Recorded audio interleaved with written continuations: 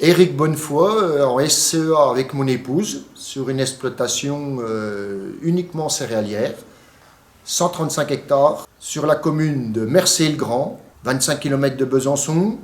Les parcelles sont assez bien regroupées autour de l'exploitation. Les cultures du maïs, du blé, du soja, de l'orge, et puis des terres qui sont argilo-limoneuses, des terres pour faire de la céréale.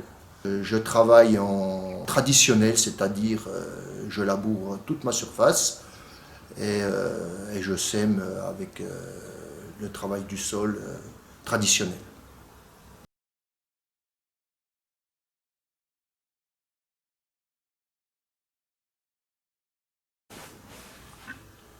Alors certaines contraintes sur l'exploitation par rapport aux produits phytosanitaires.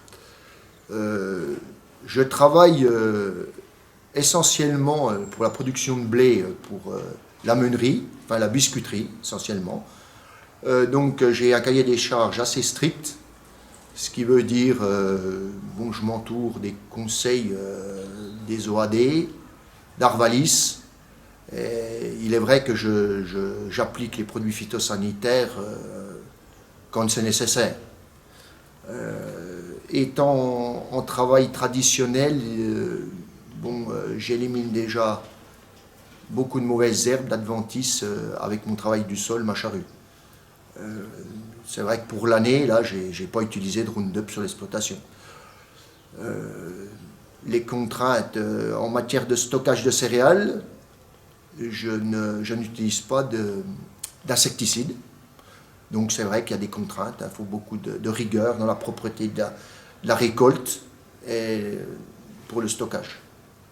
Ensuite, l'application, elle est générale. Il est vrai que les contraintes, elles sont pas traitées n'importe quand, comme on dit. Et puis, être aux normes au niveau du remplissage, du stockage des produits phytosanitaires. Et puis avoir un appareil de traitement contrôlé aux normes, bien adaptées. Et les enregistrements, chose essentielle aujourd'hui.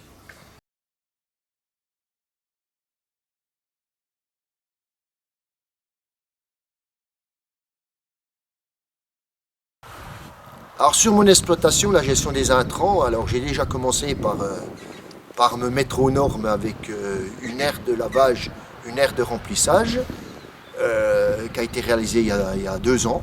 Alors ça a été aidé par le FEADER. Ensuite un stockage pour stocker les produits phytosanitaires, donc un local phyto. Et puis donc un petit héliosec qui permet de traiter les éventuels produits qui peuvent partir sur l'aire de lavage, l'aire de remplissage.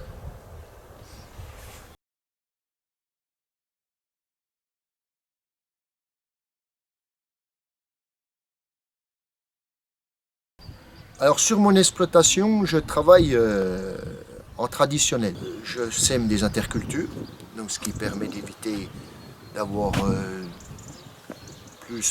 trop d'adventices. Et ensuite, en semant plusieurs cultures, c'est-à-dire en ayant un seulement avec du maïs, du blé, de l'orge, du soja, je pense que j'arrive à mieux maîtriser les adventices.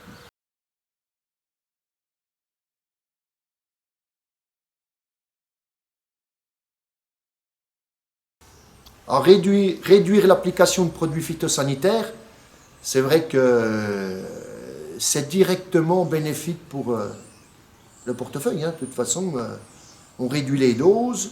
Alors réduire les doses, c'est sûr qu'il faut bien travailler, c'est-à-dire appliquer les produits quand il faut, puisqu'on en met moins. Et c'est vrai que c'est quand même tout bénéfique pour l'économie. Les produits coûtent cher, alors donc on en met moins.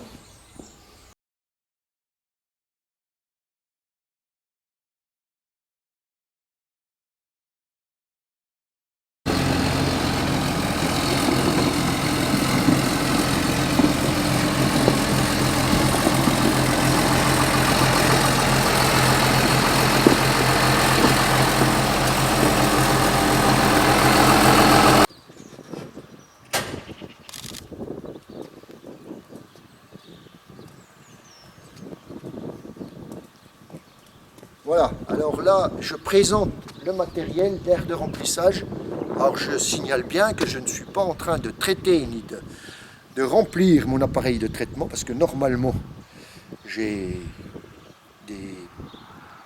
le masque, les gants, la combinaison, les bottes, tout ce qu'il faut pour travailler et être bien protégé. Voilà. Alors là, je vous donne une explication de comment je travaille.